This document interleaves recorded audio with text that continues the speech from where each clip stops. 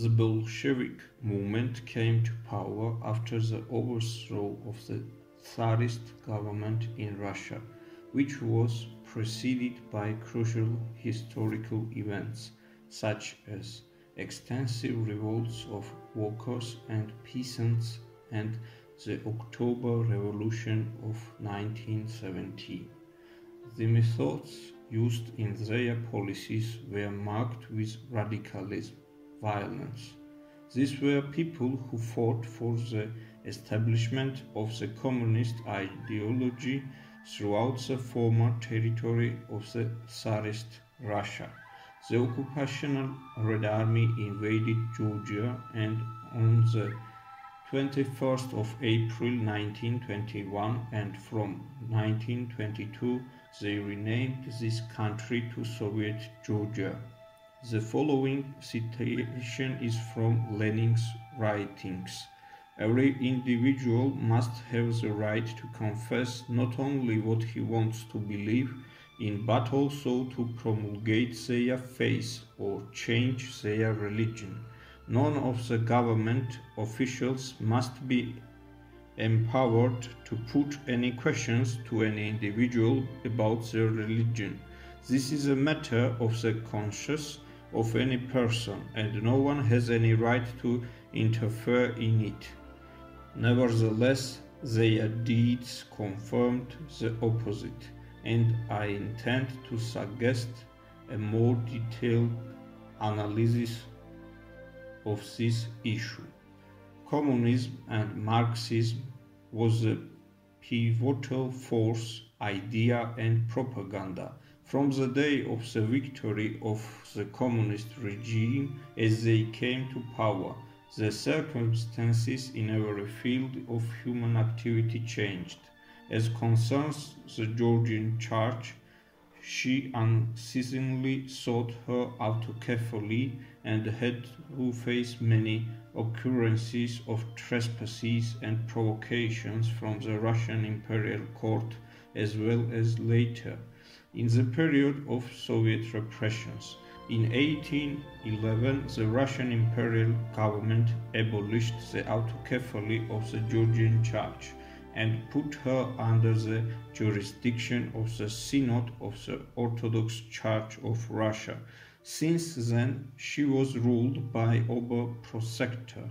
The church was under the rule of Russian Synod till 1917. On the 17th of September 1917, the dignity of Patriarch was restored to Church as to an independent church, and the first church council of the Georgian Church, Kyrion II, was elected as the first patriarch. The Soviet ideology persecuted every free thought. The faithful citizens of Georgia, Christians and individuals of other confessions as well. It is a known fact that for fear of the authoritarian regime, people could not venture into the churches and pray, for it was forbidden. Part of the churches were closed. Most of them were destroyed, or the inside space of some others was used for other purposes. In Georgia, the strife against the churches was a principal issue. The destructive force was even directed towards the churches with Armenian and Byzantine architecture, the proof of which is the demolition of the church of Saint Alexander Nevsky. On its site, Rustaveli Avenue, Tbilisi, the former building of parliament was built. The church of Alexander Nevsky was consecrated in 1897.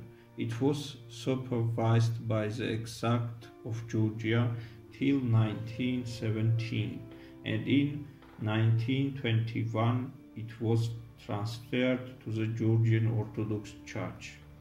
This temple was built in Neo-Byzantine style, and in its churchyard the students of the military school of Georgia, cadets, who laid their lives for the independence of their country, were buried. In 1930, the Bolsheviks started to dismantle the temple with the purpose to build the House of Government in its place. Three goals were sought after in the destruction of this church. First, to demolish the place of prayer. Second, to confiscate the church property. Third, to obliterate the memory of the cadets among the people. This would be attainment of their goal, which was spoken about many a time at party congresses. The communist ideology must have control over the masses and inspire them towards more intensive actions, determine the norms of their everyday behavior, and fight the relicts of the past. The population of the Soviet Union were kept in information vacuum. Of the entire mass media, solely the newspapers and magazines of the Soviet press were available for the population. This was a press managed by the Soviet mentality.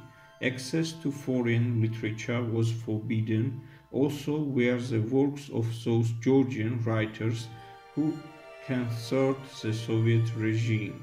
In every field of activity, personal freedom of any man was restricted. The Soviet religion policy promulgated atheism. For the Soviet country, God was illusive, but God leader, he was living and real. Georgia remained under the rule of the Soviet Union almost 70 years, and those years left a tragic mark on the religion, policy, art, and to a greater extent on the mentality of the people. Stalin's dictatorship deprived innumerable people of their lives.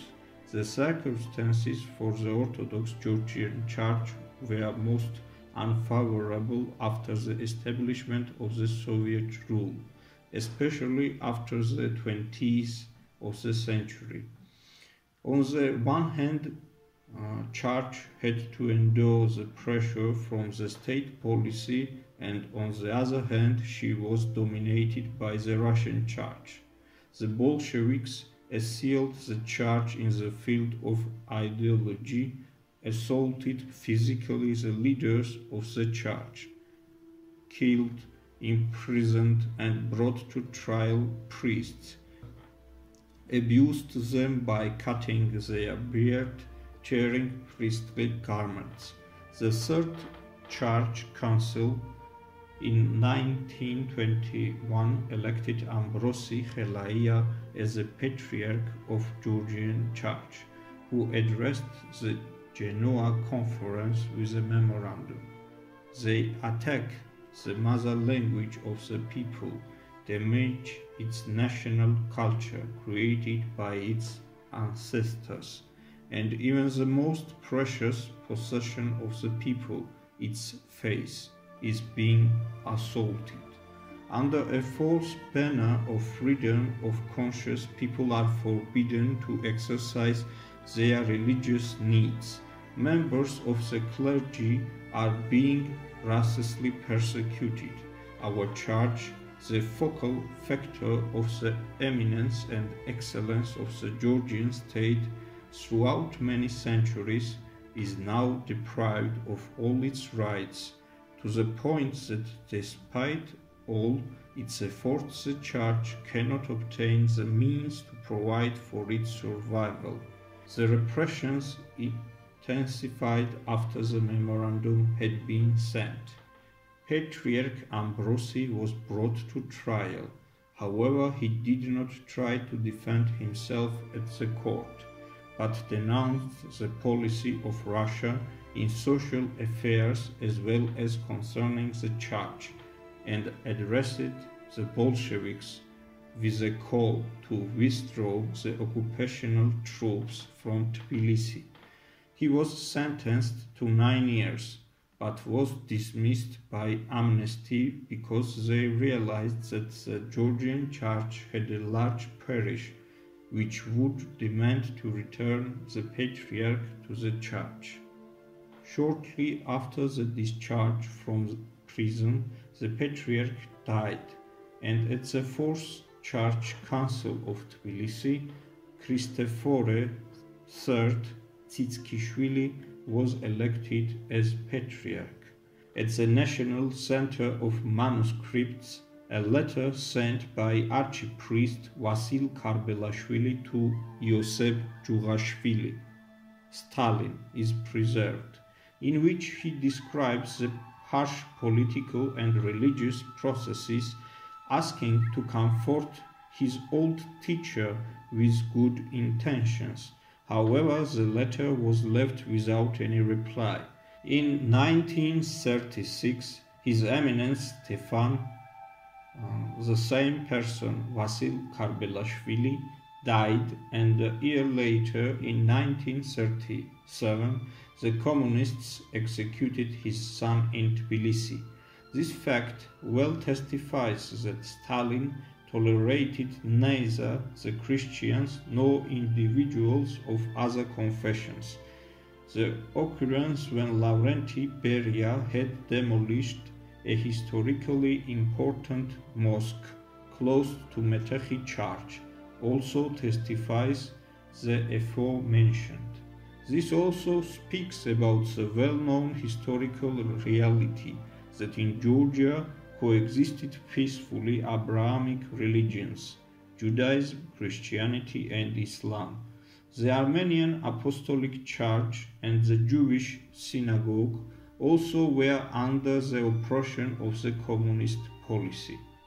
Prior to establishment of the Soviet rule in Georgia, there were about 1,600 clergymen. In April of 1923, only 500. 1,212 churches were closed. Circumstances were particularly grave in Sirtes, when the ill-famed repressions were executed. That was a short period when people lived in anxiety and fear. To add to the misfortunes, there started World War II, which made Stalin conduct a more lenient policy and make peace with the Church. One instance of this is the awarding the Order of Lenin to Patriarch Callistrate in 1942 and the recognition of the Georgian Church by the Russian Church in 1943. In 1953, with Stalin's death, the dictatorship and the wave of severe repressions which almost annihilated the society were over. Under Khrushchev's rule, the atheist propaganda gained strength again.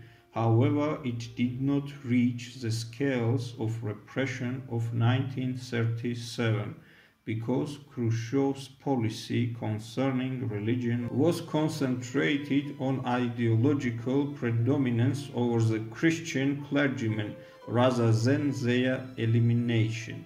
Lastly, it should be noticed that the Soviet Union deprived Georgia of all capabilities to be one of the leading countries in Eastern Europe, possibility of which is proven by the life of Tbilisi early in the 20th century, when in peaceful coexistence proceeded life of the multicultural and multi-ethnic society.